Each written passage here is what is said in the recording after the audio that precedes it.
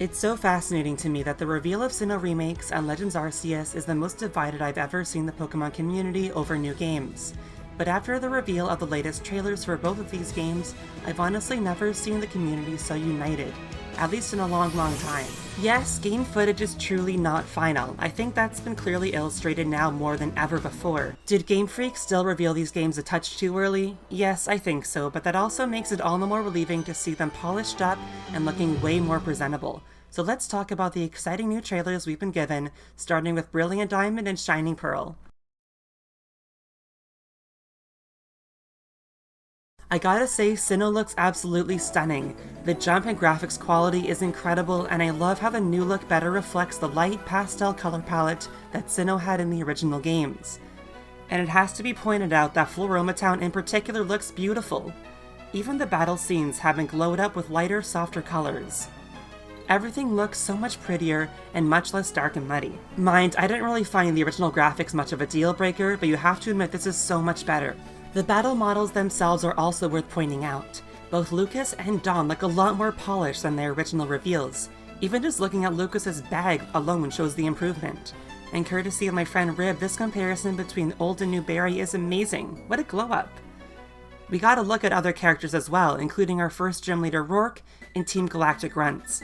Of course, all the designs remain the same, but it's still really cool to see them alive and moving in 3D. Now, the gorgeous graphical upgrade is wonderful, but there's even more to unpack from this trailer, because we've been treated to both new and returning features for the Sinnoh region. As for returning features, I'm really glad to see that Pokeball customization is coming back. Now we can finally recreate this classic image in HD. You can make your Pokeballs say all sorts of stupid things when you toss them out. Since this is meant to be a faithful remake, it would make sense that capsules would return, but there was still some doubt in the air. I'm relieved to see they're still here. I'd be very happy if they could become a new staple for future games as well. Speaking of staple features that I'd like to stick around, contests are back. And now they're a rhythm game, I guess, which looks cool. There's definitely still more to learn about how they work exactly, but I truly am just glad they're here. We haven't seen them since Gen 6, and I've really been missing them. And the Underground is back too. I think we already knew this from the initial reveal trailer, but now we have full confirmation that it's back and working the same way as it did before. Kinda? Like, we still get to mine up gems and fossils, and we still have a secret base, but this time we fill it up with Pokemon statues. Now, I'm just hoping these statues aren't the only thing we can decorate our base with. I don't know if there's been any confirmation showing otherwise, but so far I've only seen secret bases filled with these statues. And they're cool, no doubt, but I'd also like to decorate my base with cute furniture. Either way, these statues do serve a purpose with the introduction of Pokemon hideaways. Let me tell you, I've been thinking this whole time how neat it'd be if they incorporated the wild area into Sinnoh.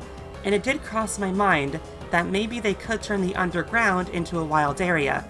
Of course, that isn't what they did, but it's close enough.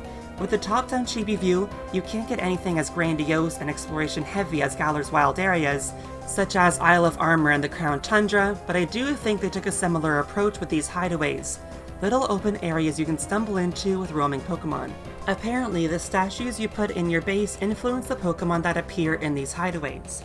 It was also stated in the presentation that you can find Pokemon you wouldn't find anywhere else in the Sinnoh region. So to me, that more or less confirms you'll be able to find Pokemon from Kanto, Johto, and Hoenn in these hideaways by using these statues to lure them in.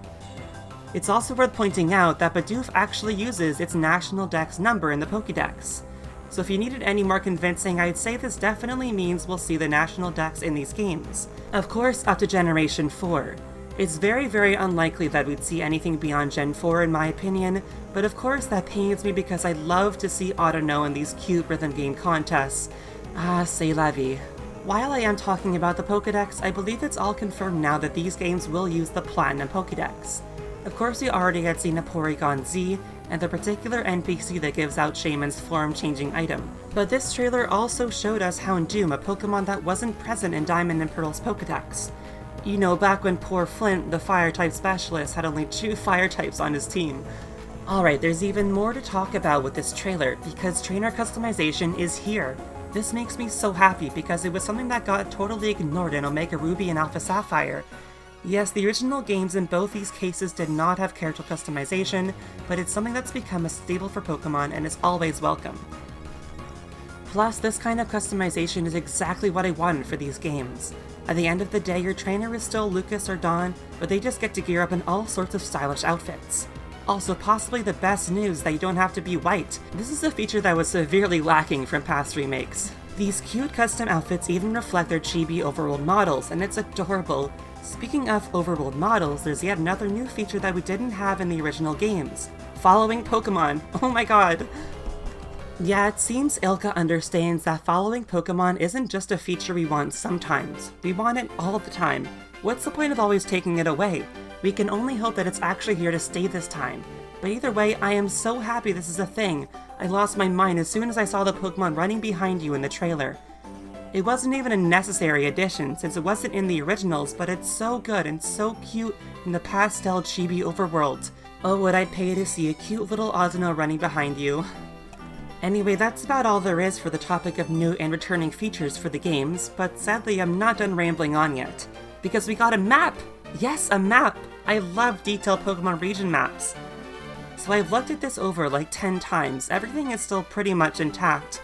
Well, besides the Battle Frontier, unfortunately. But the villa is still there at least. And we've still got Full Moon Island and the Iron Works. Now I have thought, is it too early to write off the Battle Frontier? Maybe, but this map is pretty dang detailed and I don't see it anywhere. What I do see is the Battle Tower, which seems to be put in its place. And that means we might at least still see Palmer? Well, I don't think I'm alone when I say this trailer has reignited a sense of excitement and promise for these ever so sought after Sinnoh remakes. I think they're really shaping up to be an amazing way to experience the beloved region and without the old sloggy speed of the DS games. I mean, ideally it won't take us ages to OKO Blissey this time around. I'm curious to see if we'll get one more trailer before the launch of the game showing everything that still remains unanswered. Mostly questions regarding the post-game experience, and whether or not we'll get to explore the fan-favorite Distortion world. Only time will tell, but I for one am really looking forward to these games. Are you planning on getting them after all the new features shown in this trailer? Let me know in the comments for sure. There was some really nice insight in the comments on my last video covering the initial trailer, and I would like to see if any of your minds have changed after seeing this trailer, or if they'd stay the same. Please let me know. And that's about all I have to talk about in regards to Brilliant Diamond and Shining Pearl. As for Legends Arceus, well, there's still quite a bit to unpack in that game as well, so I've actually decided to split it up into a secondary video. Hopefully you all don't mind. I know I haven't made a video in a bit, and honestly I've just been busy and the drive to create has been low. But hey, there's nothing like a new Pokemon game to spark up the desire to make videos. So stick around and you should see more new content from me soon enough. You're all the best, and I appreciate your continued support and patience so incredibly much. Thank you, and let's all look forward to a brilliant, shining adventure together.